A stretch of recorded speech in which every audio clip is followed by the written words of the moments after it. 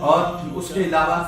جو ہے صدقہ فطر کو اگر 3 حصوں میں تقسیم کریں، جو زیادہ مالدار لوگ ہیں، جو کم مالدار لوگ ہیں اور جو متوسط ہیں، جو زیادہ مالدار لوگ ہیں وہ کھجور کے حساب سے بھی صدقہ فطر دے سکتے ہیں، جو کم مالدار لوگ ہیں وہ جو کے حساب سے دیں، اور جو بالکل متوسط طبقہ ہے وہ گندم کے حساب سے دے، اور 2 کلو 2.25 کلو جو ہے گندم کے وزن کے حساب سے آپ نے صدقہ فطر دینا ہے، اور یہ تقریباً 320 روپے اس کے مقرر کی گئے ہیں جو آپ نے دینے۔ اور اگر کوئی باہر رہتا ہے، آؤٹ آف کنٹری رہتا ہے، تو آؤٹ آف کنٹری کے جو لوگ ہیں وہ اپنے علاقے کی کرنسی کے مطابق صدقہ فطر نکالیں گے، ادا بھلے وہ پاکستان میں کر دیں یا باہر کر دیں، لیکن ان کے لیے ضروری ہے کہ وہ صدقہ فطر جو ہے وہ اس کرنسی کے مطابق ادا کریں گے۔ اور صدقہ فطر ہر شخص پر لاگو ہے جو